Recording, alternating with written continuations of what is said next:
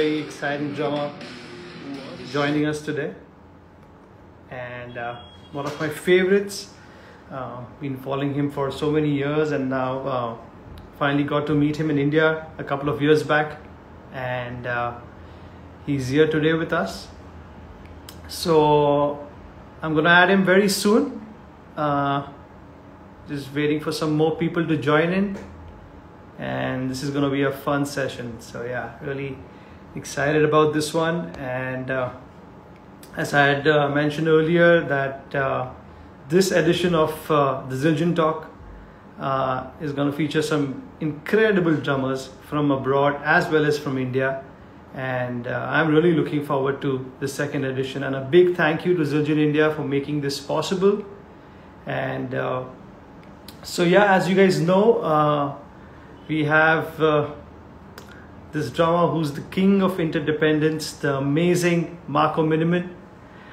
He frankly doesn't need any introduction, but for people who don't know him, he's known for his technical playing and total limb independence.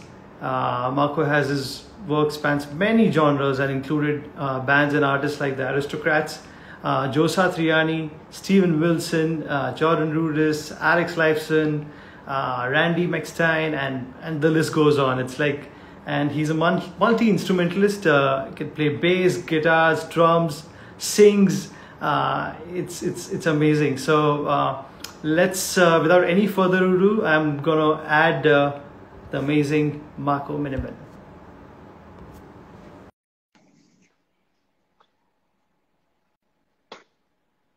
Let's see if he's here. Yes, sir. Good evening. How are you? Good morning, firstly. And extremely, good morning. Yeah, 7:30 a.m. here where I am.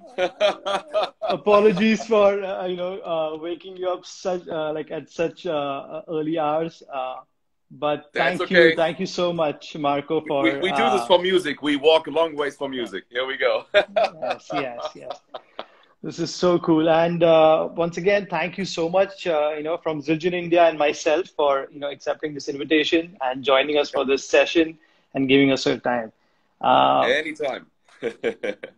Firstly, how are you and how are you doing? Are you in San Diego right now? I'm in Lake Elsinore right now, which is kind of in Southern California. And, okay.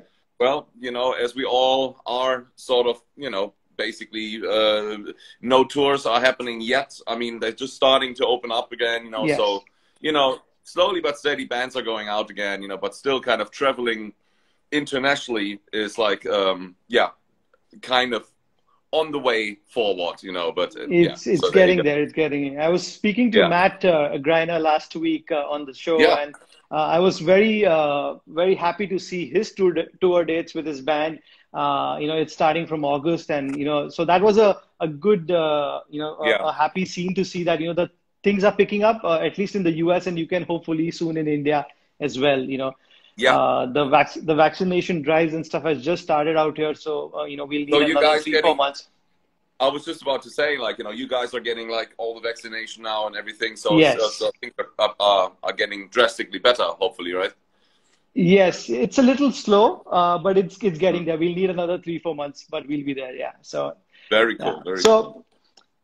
So before we get into your journey and the bands and the incredible lineup of artists that you've performed with, I would like to start off with your relationship with Zildjian cymbals, and when did you started endorsing these cymbals, and if you can just speak about your current setup as well.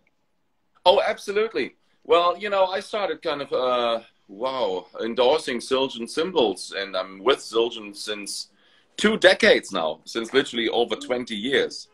Wow. And so that already kind of happened a while back, and it was just really because I just liked the sound. It was for me, I don't know, every time I went into a studio and I recorded, I found myself picking my favorite Zildjian cymbals, and there are many great other companies out there, I know, but for some reason that was my choice, and and since then I stuck with it, and it was those were the cymbals what I bought when I was a kid and that I endorse now that I'm an adult. And what I'm using is Well, I have here my setup. You know, since we're now here at my drum set, you know, we can do this Oh, whole thing. amazing. So there's actually a Constantinople, right? You know, medium high. I have actually as a main hi-hat like a vintage top, and then actually a Constantinople bottom. Then here's actually Nice. yeah, this is actually a custom made 12-inch special dry. There's actually a K19. There's actually a K dry custom ride. There is actually, well, there's like a bunch of, this is like a custom made, oh my God, what are they? I think they're A's. It's kind of really interesting because this one was actually made when I was playing with a band called Creator. And, Okay. and so it is actually, I wanted to have for that setup silver cymbals. And so the only way to make them was like with platinum alloy. So they made me like, you know, a whole run, which was fantastic. Here's like a dark thin crash 19, and there's a Constantinople 18. And I have some custom made belts that we shall not speak about because they're not available in any shop. but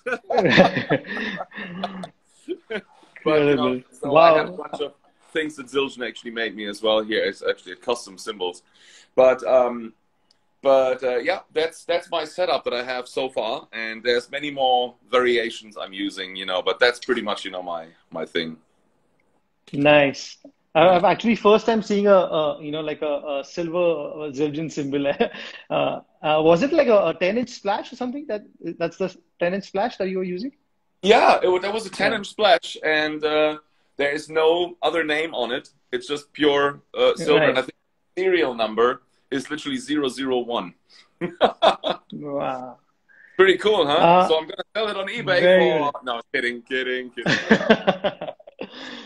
Awesome. Also, I just wanted to know, like, especially like you do so many recordings from your own studio, Yeah. and what is the way of selecting symbols? You know, especially when it comes to a rock or a pop track and stuff like that. So, which are your favorites go-to symbol? And also, I wanted to know your favorite ride symbol. Yeah, well, you know what you just see here, or what I just showed, is actually the symbol setup that works for most settings. I have to say, it works with the aristocrats, it works in a heavy metal setting, it works in pop music because it has a lot of diversity. I pick the symbols not really for the style of music, but more like for the style of the player. You know, I am. You know, so Right. basically, what you see is. Um, a variety, like, and so the thing is, I pick like fairly big crash cymbals, you know. It's like 20-inch, 19-inch, and 18-inch. Those are my crashes. The ride cymbal is the custom dry ride, which has like, you know, is a nice attack, but also serves like, you know, a lot of it has a lot of definition as well, you know. So but still kind of keeping the warmth, you know. So you can play like, you know, all sorts of kind of swing stuff, you know, or you can play like, you know, some fast metal stuff on it, you know. And Nice. but so it's basically just like, you know, a choice of sounds I'm rather looking for than a style, because yeah, as I want to kind of bring my style into, you know, my playing, and therefore also into the music, you know. Obviously sometimes I swap things, you know, when we need like certain, you know, metal sounds, or, you know, or certain, you know, let's say like swing patterns or something. I would definitely kind of, you know, pick or sometimes swap the right symbol, you know, for, let's say, like what's it called, the high, like the 22-inch high definition right, for example. You know, that sounds really Yes. good, you know, for, you know, certain fusion I things. love the bell sound as well. It's like just the perfect, you know, I use the 22 custom ride as well, and it's just the perfect sound of the bell, as well as you said, the wash is there if you require to even crash it. That's right. It See, there still you can go. work in a jazz fusion setup. Yeah, I agree. But and then yes, you know, mostly the dark crashes or the Avidas crashes, just the regular A's. I play those actually a lot. Those actually, Okay. I just swapped one of those out because it cracked, so I have to kind of get the other one in. So yeah, these things, you know, happen, you know, and yeah, but that's pretty much, you know, my setup. Yeah, that's what you get. Nice, nice.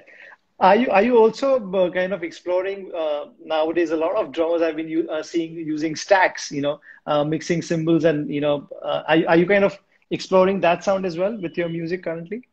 Oh, you mean stacks? You mean like cymbals putting on top of cymbals? Yes. I did that a few times, but honestly, I don't do this that often anymore, because as or sometimes, you start experiencing or experimenting, with certain sounds and kind of, putting things on top of each other and see like what it does. And it sounds maybe trashy sometimes in a good way that you wanted to. Yes. But I don't know. At some point there was like, this time where I was like just completely defined and kind of with my own vision and going like, hang on, I know exactly what I want. I don't want any kind of experimentation with that unless I really just have like a song that needs a special effects or something. But other than that, I'm actually pretty much very much a purist about, the sound and Nice. keeping the cymbals, plain and beautiful as they are. Yeah, and as you said, sometimes it becomes a signature thing of a particular drummer as well. A lot of times, you hear a certain cymbal sound and you feel that, oh, that's him. So that becomes, I think, a part of your sound as well over the years, I guess. Yeah, I think you always, it's also in your playing. Obviously, it's the sound, of the cymbals as well, but it's also like, the way you play, how hard you play, where you hit the cymbals and all this kind of stuff, isn't it? It always plays a role. You always kind of make the sound at the end. Right, right, Yeah. right. Awesome. Okay, now heading towards your journey and the way you started back in the day. If you can talk about your early influences and the bands Yeah. and like drummers that you used to check out as a kid, and once you started playing professionally as well. Well, yeah, I started, really when I was like 6 years old, I guess, and the deepest impact was listening to a band called Queen, so remember those guys. And so Yes. yeah, my parents actually are huge music lovers, and so they have a huge record collection. And I remember once there was like, the album News of the World sitting in the living room, and everything about this album was cool. It was a weird album cover, but in a good way. I just loved it. It was like, what the hell is that? This is awesome. And then, when they put the record on, it started with We Will Rock You, and then going straight into We Are the Champions. And to me, as a kid, obviously, when you hear like the goon, goon, ga, that kind of stuff, right? It was like Yeah. an impact right away. And then later on, when the guitar solo came in, I was grabbing my father's tennis racket and converting it into an imaginary guitar and rocking out in the living room on the rug, on the carpet, which became the imaginary stage. So for me, that was already kind of an impact, that I had on music, that music had on me, I mean. And so then, I kind of got into Led Zeppelin and then Jethro Tull and then later on like Frank Zappa, those kind of bands, and so that really kind of got me into playing. So there was like all of a sudden like a deep and branded, love for music. And I remember like my father took me to a place where one of his colleagues or his friends actually, he had a band and he was doing like some covers with them or maybe also some originals, and he had a drum set. And so I was 6 years old sitting behind the drum set with the other players of the band and joining in because they were playing like some Beatles songs or something. And I was like, oh, I can do that. And I had that for it, I was like going like, it felt natural. And much to the astonishment of the other band guys, they were looking going like, wow, how do you know? I was like, I don't know, I just feel it. So he was like, and he went to my parents and the guy said like, hey, this guy needs to be featured. I remember like they were looking at me going like, holy cow. So, and I guess, that's how that all started. And then before I really started to get into drums properly, my father wanted me to get more into like harmony and things like that. So I remember like taking organ lessons, and first of all with a two-manual organ and foot bass. Maybe that's also where part of the independence comes from. But so I started, with that instrument, to then move on to guitars and drums. So, but that was the first experience.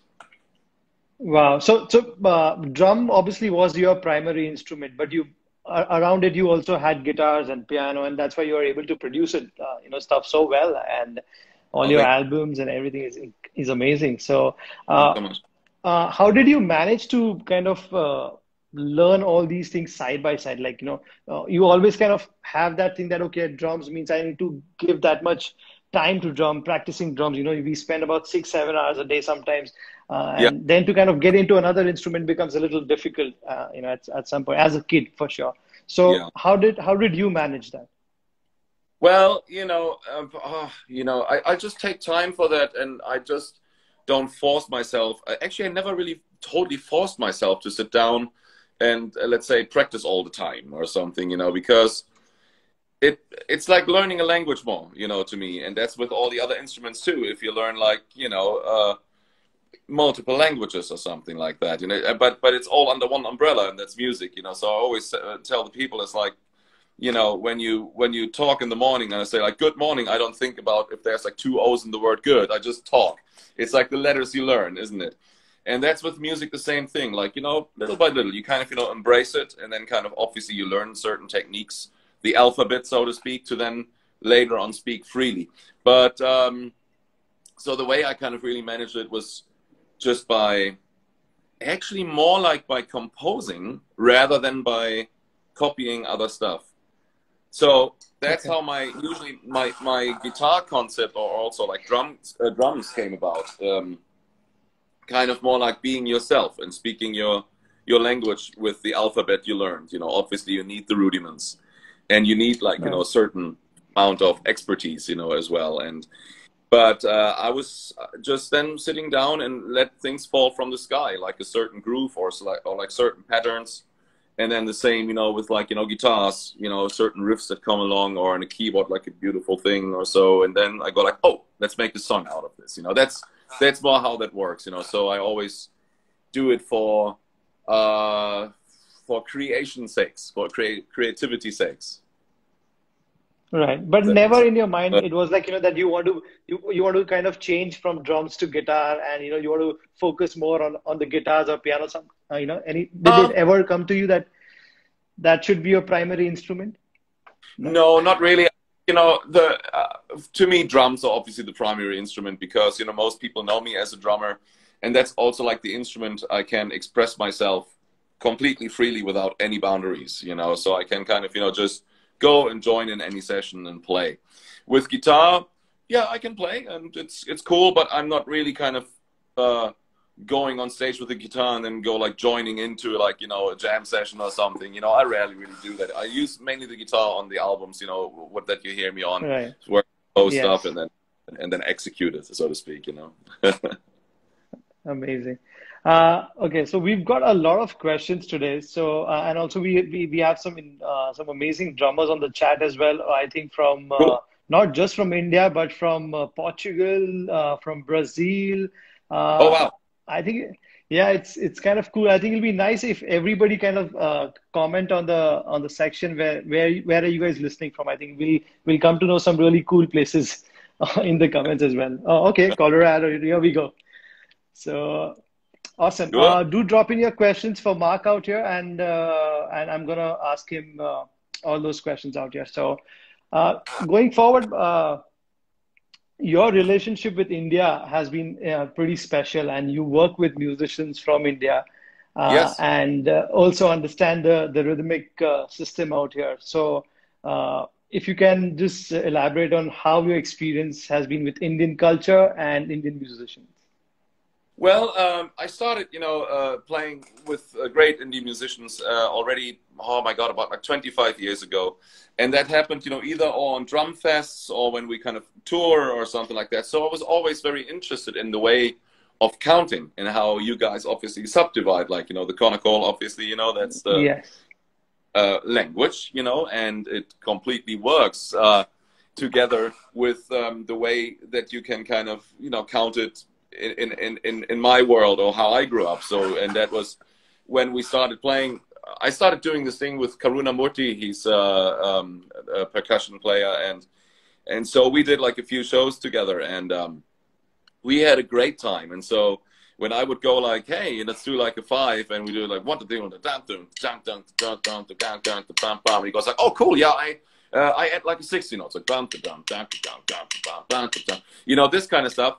And so, and I was like, oh, that's very cool. And then the way he counted it, and I would phrase it, and translate it, would completely lock. So it's technically, we're obviously playing for the same team, literally, you know. So that's the cool thing. Right. It's We like just every, have, we just call it differently. I think you guys call it quintuplets and we call it, we have a Khan Jati, which is basically fives. So I think that's what yes. it is. So yeah, And then please also go. like, you know, the way, you know, where you count it with your hands and stuff. And so that's a very cool thing. So, but I remember like, you know, so that was like my first introduction, you know, to play together in the way, you know, with drums and tabla, for example.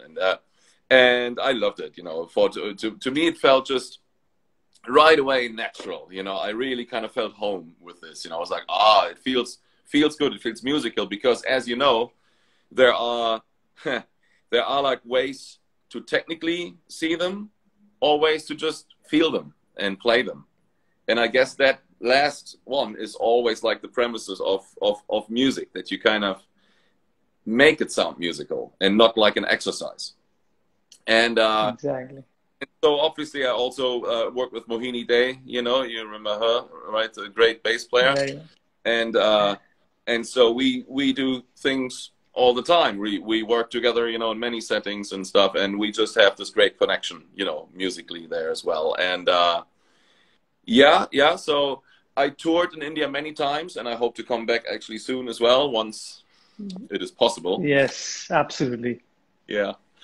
So there you go. That was so that's basically the thing. And I just love how enthusiastic people in India are about music, you know. It's always like a pleasure to perform, and it's always, you know, and that doesn't only count for India. Globally it counts for the thing like that. So many interested people are coming out to see us play, and also, you know, with the musical knowledge and background, you know, to understand, you know, what's going on. And I like that a lot, you know.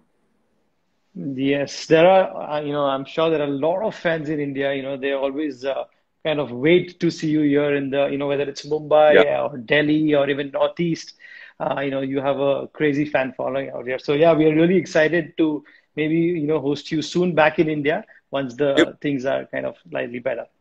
That would be Uh, great. okay, awesome. Going forward, just wanted to know more stuff about your experience with working with, you know, legendary artists and, you know, legend musicians, bands. Yeah. How was your, you know, kind of working with somebody like a Steven Wilson? And Yeah. I also have heard somewhere that you kind of met David Gilmour at some concert, and you know, uh, so how is it working with such incredible musicians, and how do you feel when you see somebody like a band that you really liked at one point, you were a fan of a band, and now you're playing with a musician from that band? So how's the Well, experience? yeah, these things are always great, you know, obviously when that happens, you know, and you know, to me, obviously, having a chance sometimes to collaborate with guys like Alex Lifeson from Rush, for example, that's Yes. fantastic. That is like, you know, something, you know, I bought those albums when I was a kid, and all of a sudden you start collaborating. That is like obviously a deep impact. You know, you treat everything, you know, that you do with like, you know, satin gloves, basically. You go like, oh my gosh, you hear like, you know, basic Rush coming out of his hands, you know, and stuff like that. And you go, Wow. oh, this is cool. And it instantly you have like so much respect for that. And you know, and that's those things. I mean, I think the legendary players and idols will always stay icons for you. You know, they will always, you know, be deep inside of you and in your heart and stuff like that. And so, yeah, and I think, you know, the biggest things to me was like, you know, meeting Brian May a few times, or meeting Jimmy Page a few times, you know, and Ooh. obviously legendary players. And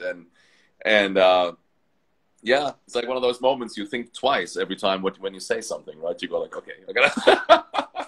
But I love it, you know. And so, but I'm fortunate to work, you know, with a lot of great musicians in the world, you know. So, and like I said earlier, not to sound repetitive, but yeah, we're all fighting for the same team in the very end. You know, all these people are only as passionate about music as I am, or as you are, or something. You know, and that's the beauty of it, you know. So I guess you're only really as good as the notes you play, as the last notes you play. So keep doing that, you know, and that to me is like, you know, the machine that keeps or feeding the engine, you know, and yeah. Right. Awesome. Uh, Coming to the songwriting process, if you can just talk us through, uh, in especially like your latest album, which came, My Sister. Yeah, I think about 20 songs, uh, if I'm not wrong. There are about two that sections, right? yeah, that's a double CD, and it Yeah. has a lot of variety. That's true. It has like a lot of music on it. Some stuff is more in the modern composer field, where you have facility, but also like classical elements. And then there's like one region that goes more into songwriting, like just like well, kind of write songs from the lyrical standpoint, and just it can become a pop or rock song. And then there's like instrumental sections where I just go nuts and kind of just explore, and I love that. I think it's good to have actually a wide palette, and that's what I always compare music to food. That's like one of those things, going like, okay, one day you like to eat sushi, maybe the other day a steak, or if you're vegetarian, maybe some beans. Yeah. What do you, all this kind of stuff. So you kind of that's really the way I see it. So it's and with that album actually, especially, it has a lot of variety on it. Yeah. Yes, I really love your track Drum for Your Life. I recently actually covered it as well. And I had a great time breaking it down and it's really amazing. Also the Yeah. album has some amazing vocalists as well, like some really Oh, good singers which have been featured. They sound amazing. And yeah. There is are an they all from different parts of the world as such? what to say. There is like Aditi Singh Sharma is on it. She's Yes, Aditi is there, yeah. exactly great artist, from India, and we met actually in Bangladesh where we were doing like a thing, together, like a TV show, which was called Wind of Change, and she is a great singer, and obviously also like great understanding, timing wise, and all this kind of stuff. So we had like a great time together. But there's also well, Alex Lives is on it as well on that album. And Randy McStein, who I'm working with on in a band called McStein and Minnemann, which I'm actually very proud of. And we have our second album right now out, actually, and also a new EP which is out now. But these are kind of the musicians I like to surround myself with and play with, because we complement each other very well. Right. So again, coming back to the songwriting process, as I was Yeah. talking about, like for a say like a song like "Drum for Your Life," how do you Yes. go about? Does the riff come first, or you're already thinking about, oh, it's gonna be 15, or the time signature comes first, or how does it work for you for songwriting? Yeah. Usually what comes first is a riff or something. If I have something like that, or like, a piano pattern or something, or uh, that comes first, and then I kind of tailor a song out of it. In that case, in the song, actually, Drum for Your Life, I actually started with the rhythm. But because that song was specifically written for, for Drumeo, for the drum channel, So they asked me if I, would do, something about odd meters or something like that. So, and I wrote that song literally in 2 hours in the hotel room. So I just got there, Wow.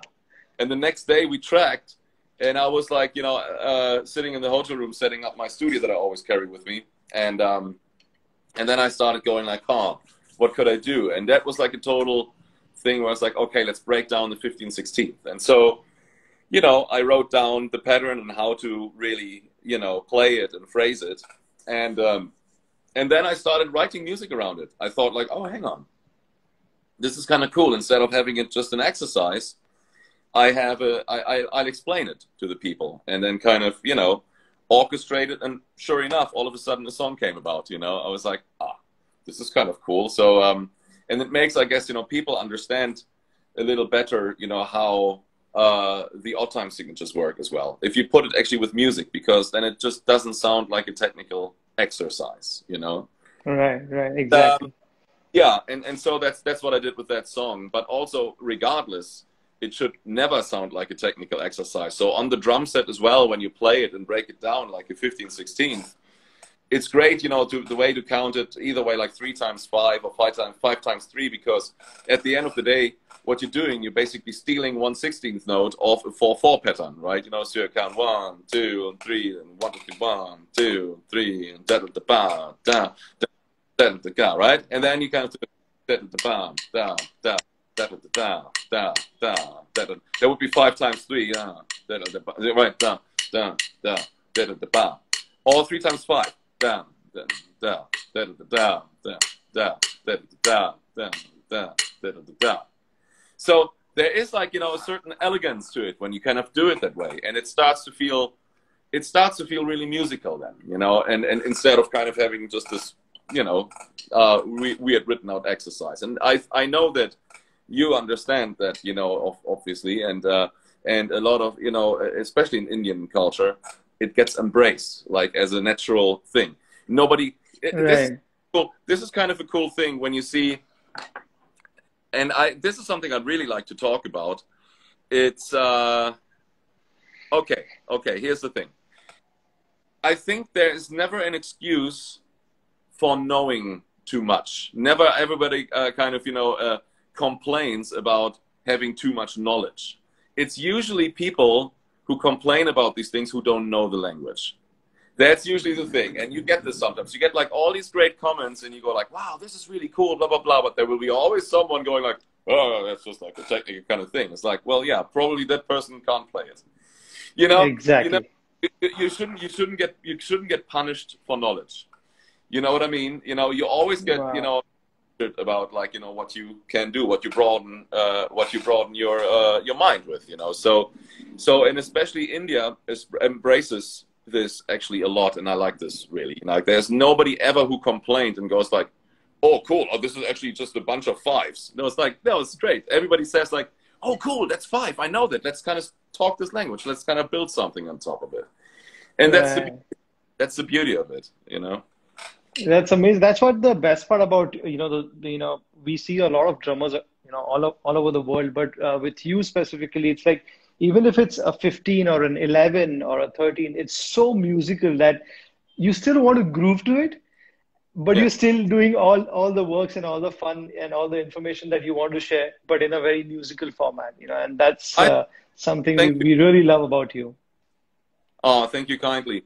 But you know, at the end of the day, you have to accept that these things are in a mathematical frame most of the time anyways. And even if it's a 4/4, it is math, you know? So, you know, we have to just feel it in the right way, or in a musical way. Right. Yeah. Awesome. Coming to this point of vocabulary, you know, a lot of drummers kind of, after a certain point, get stuck and, you know, start repeating a lot of things in their playing. Yes, sometimes when you solo and stuff, you got to repeat certain things. But after a certain point, you know, especially students ask that, you know, we are stuck and we are not able to kind of come up with new fills, or, you know, just the groove pattern has become the same and same again and again. So what would you suggest, and how can they improve over this hurdle? Well, I guess, you know, it's the more you kind of broaden your spectrum and the more you release also music, you are kind of automatically tempted to articulate yourself differently.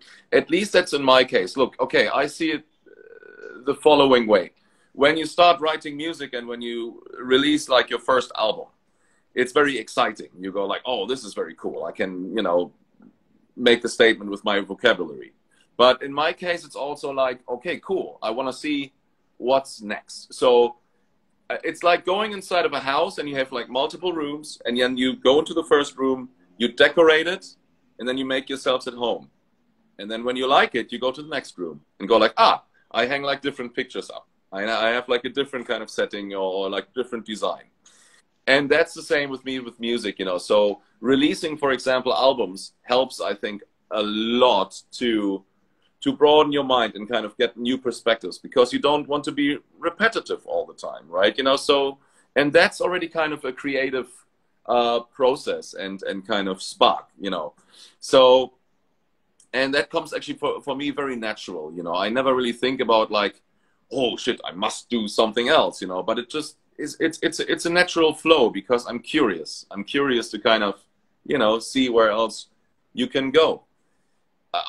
On the other hand, there are like two sides of it, you know, because if you're obviously a band like AC/DC, who I'm a big fan of, well, I'm a big fan of that band, yes, they kind of make the same recipe, like they make the same hamburger since 1974, right? You know, so so that works actually as well, you know. So so it's what you really want, isn't it? You know, some people just go like, nope, I'm gonna do always the same thing. That's the band I have, and we groove, and here it goes, 1, 2, 3, 4, boom, that's it, there it is. And then, you know, there's like certain artists like Ryuichi Sakamoto, for example, or something, who always explore new territories or look for kind of cool sounds or whatnot. And I think both is completely valid. Both things are completely valid. But sorry for the diversion there, you know, because the question originally was like, you know, if people are getting bored to play the same fills or something, you know. Yeah.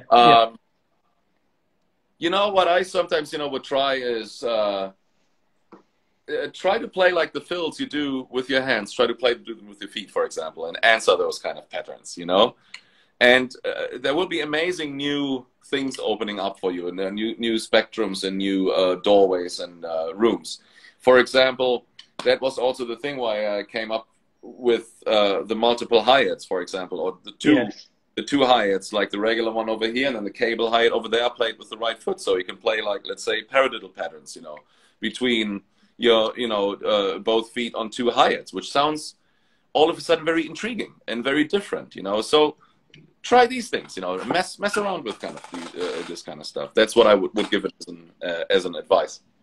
Nice. Yeah. Yeah. I also see a lot of times, you know, drummers just switching their toms. Like if you're used to playing a 12 and a 14, maybe do a 14 and a 12 and then do a, like, you know, things like that. That's an amazing, you know, answer for this. Yeah. I think it should help most of the people out here. Okay. We're going to take some questions, Marco, from the Zildjian India family and the people, the drummers who are endorsing Zildjian cymbals here in India. They've sent some questions for you. So the first, I think you've already answered. This was from Kwab, who's again an amazing drummer. About what do you think about the Indian rhythm system? And I think you pretty much cleared how you think about it. And I just wanted to know, especially for your album and stuff, do you ever, as you said, for Drum for Your Life, you came up with this particular groove or the time signature first. Do you ever think in an Indian conical format as well, certain times for certain tunes? Yeah, sometimes I do. Well, the thing is, like, that's what we do with Mohini, for example, because when we played actually, you know, or when we play together or tour together, it's like, and it's kind of funny to see, and when we count certain things out, it's like, oh, I would kind of count this as a 9 or an 11. She would go like, oh yeah, this is kind of how we kind of, you know, blah blah blah, and obviously it's sort of the same language, but not, you know. It's like, you know, you come to the same point and you groove over the same thing. But so yeah, we started actually writing a few sections together like that, you know. But which there are like some things out there actually on the web, you know, where you can see that, you know. But yeah, so I'm very interested in that, and I embrace this a lot, you know. So yes, so my answer, sorry, I kind of, you know, don't want to. Absolutely, I kind of think that way, and also bring it to the drum set and to music. Yes, perfect, and I hope. Awesome. This is a question from Nikhil about your current practice routine, and even back in the day, was there a kind of a routine for drums that you used to follow, whether it was concepts, formulas, rudiments, and especially a lot of people have been talking about polyrhythms. So how did you practice, and how did you go through that whole process? Well, you know, I kind of, when I was a teenager or something, I made myself a schedule, you know, because I wanted to learn. So what I did was I set myself down and was like, okay, here's like a certain amount of time. I wasn't there with a stopwatch or anything, but I was there practicing rudiments with the hands, then with the feet, then with this side of your body against that side of your body, and then with this side of your body against that side.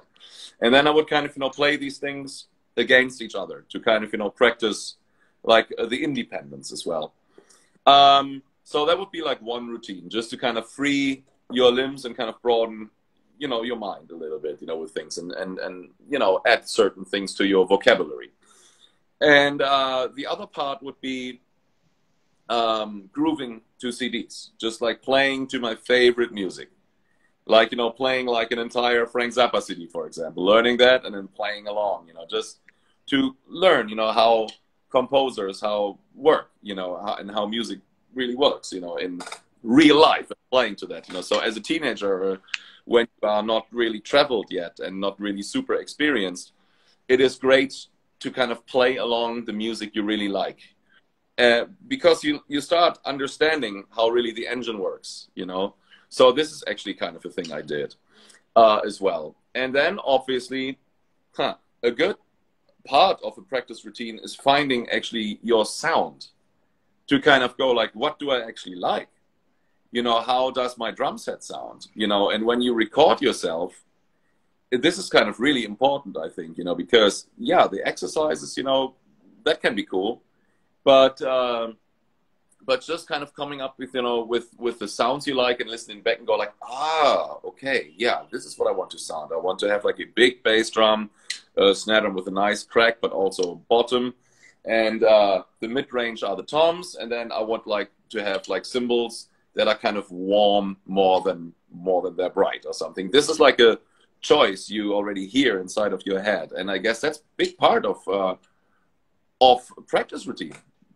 Defining yourself, what you and who you want to be, really. So these were things I always was conscious about. And yeah, exactly. Awesome. Like one exercise you can offer to somebody who's just starting to understand polyrhythms, what will be the first exercise that you would suggest them to kind of start off? Because obviously it's a very overwhelming thing when a student just starts understanding polyrhythms. So what would be that one exercise? Okay, I'll give one exercise really, which I think is actually kind of cool and actually fairly simple, but it starts to free your feet. And so here, I'm going to do this right where we are. So when I'm here behind my drum set, okay, so hang on, I don't think you can. Well, I'm kind of holding this so you can see like a little bit. So here's a good exercise, I think. Let me kind of put the phone, well, I'll just put the phone here for now. And perfect. So you have like, you can't really see the hi-hat, but I'm sorry, you have to kind of listen to this. So with the left foot, yeah, with the left foot, if you play like the hi-hat on the offbeats, if you have like a thing 1, 2, 3, 4, and you play 16th offbeats, right? And then you take like, the hands away, but the hi-hat still is an offbeat. It's not like the one. 1, 2, 3, 4, 1. And then you start playing over it. 4.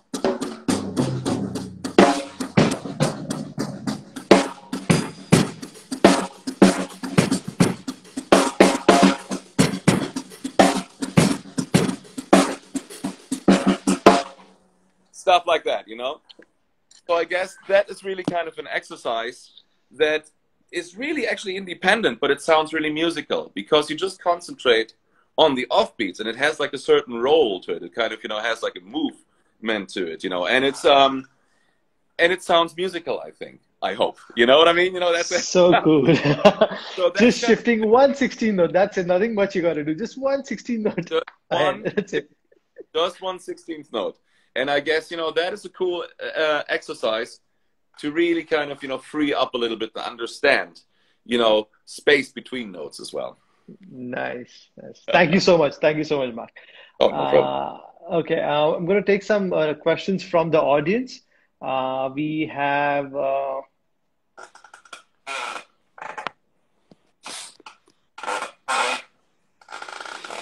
Okay, let's take this one. What ride do you use on the EEPS album, high definition ride or the custom ride? Oh, high definition, all right. I think on that album, I used this one pretty much. It was like the custom dry. The custom dry. Okay. Was Okay, most awesome. of it. Yeah.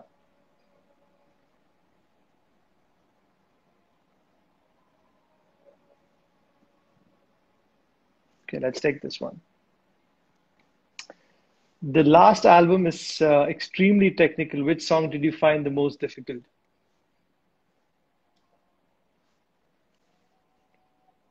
Okay, I think we've lost Marco for a bit. Let's see if I can add him again.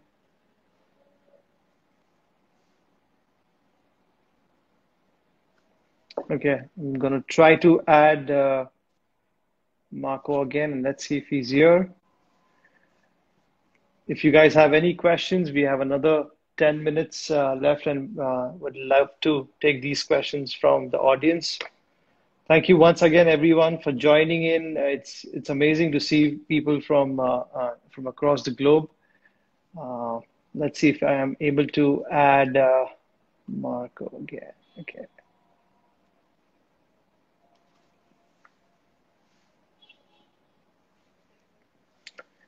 I hope oh yeah, we're back. Here Awesome. we are again. Somehow the connection got lost. No problem. Well, it's only thousands of kilometers, so there you go. Okay, I'm going to put this question again. If you can read it out here. Yeah. The last album is extremely technical. Which song did you find the most difficult? Which album? It just says the last album. So maybe the last album. That means probably the one I did with Randy McStein together, which is called McStein and Minnemann 2.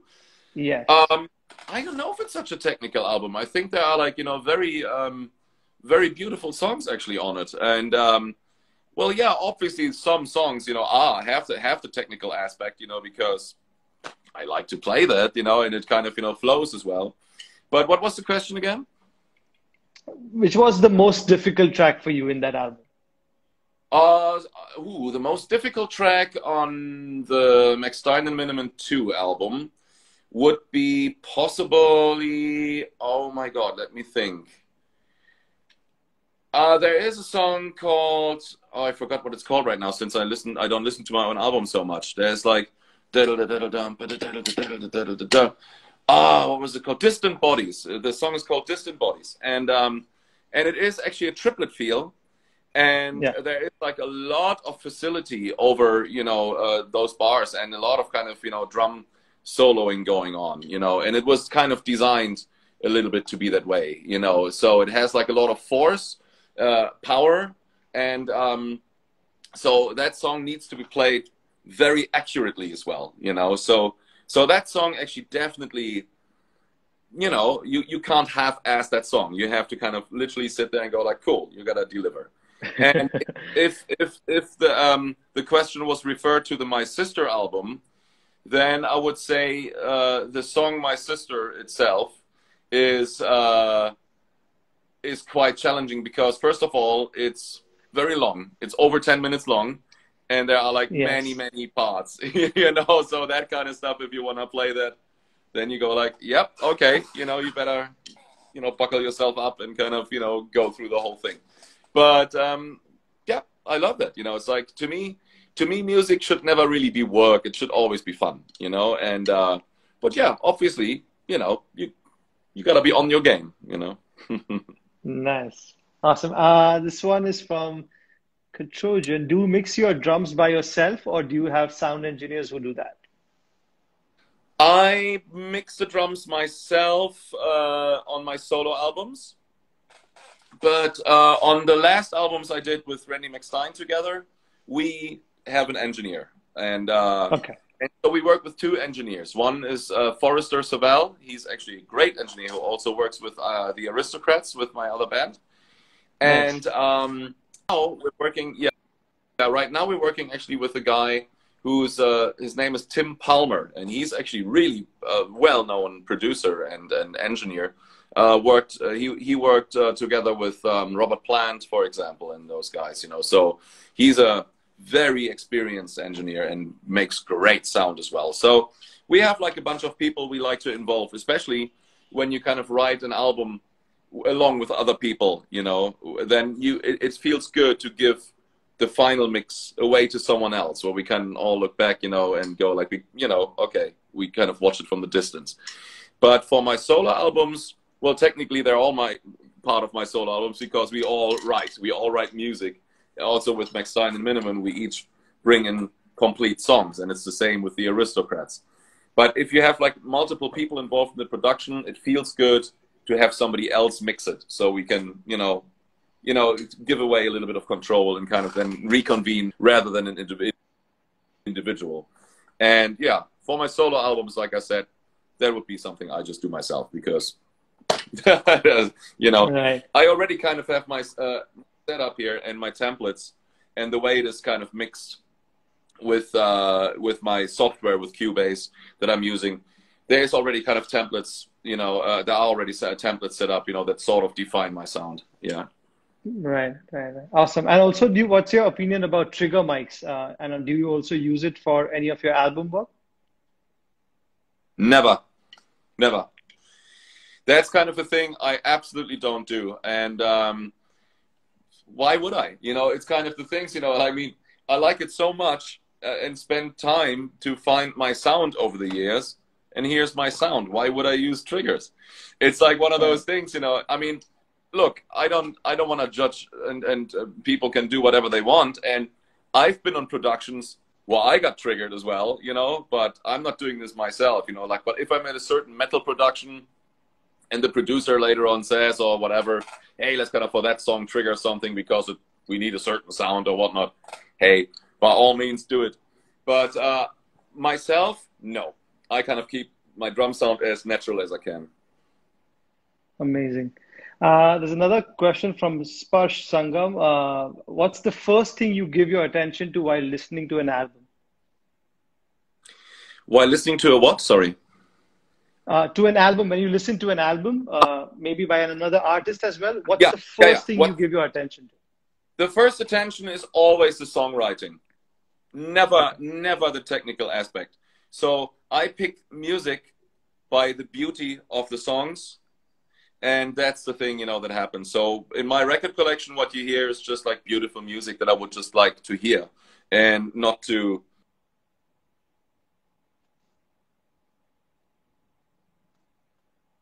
Okay, I think Are we still there? Yeah, okay. Yeah, we just lost your audio for a bit. Yeah, we're still here? Oh, okay, cool, yeah. So yeah, that's the first thing I pay attention to, is how beautiful is the music. Amazing. Okay, let's see this.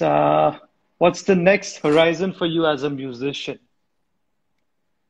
Oh, I don't really have like, specific plans where I go like, oh my God, I gotta go somewhere. To me, it's like writing the next song, that to me, I live in ease with that for many years, and to kind of just keep writing, so hang on, my phone keeps cutting off here. Hang on, I just want to make sure that we're not losing the connection again. So I have the connection again, so I have to tap my phone.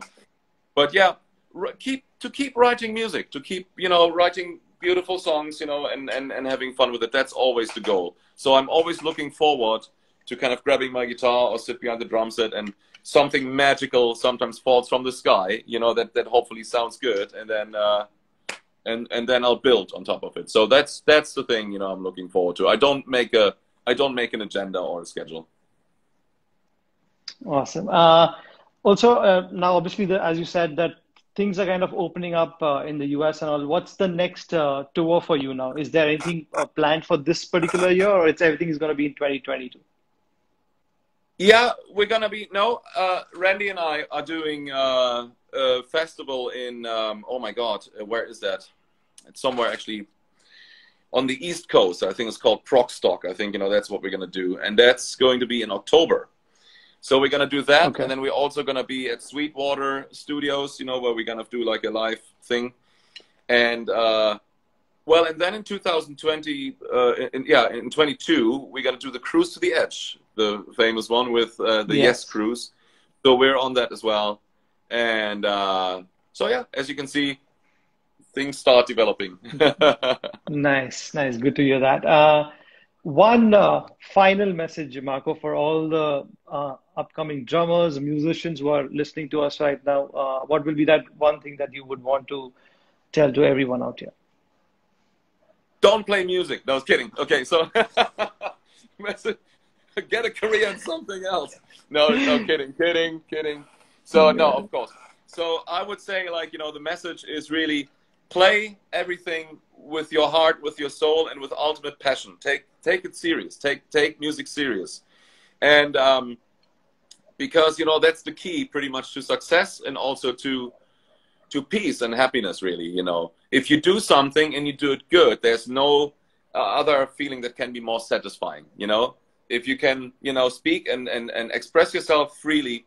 It's almost to me like therapeutic, and I want to give this as a message. Writing actually a nice song is very gratifying. It's like creating. It's art, isn't it? And so the message, is like, please, just play everything with ultimate passion. Amazing. Thank you once again, Marcos, for your time. And I'm really, firstly, the apologies for waking you so early in the morning. I set literally an alarm. I literally set an alarm. I was like, out partying last night as well. So I kind of got back home. Was like, oh no. So, but that's totally fine. See what the sacrifices we do for music. After this, I'm going to go straight back to sleep. Thank you, Marco, and we will see you in India very soon. And once again, a big thank you for Zildjian India for being here on the show. Thank you so much, and hope to see you soon again. Thank you. Thank you, everyone, for joining in, and we'll be back with another amazing drummer next week, and we'll see you next Sunday. Cheers, guys. Stay safe. Bye.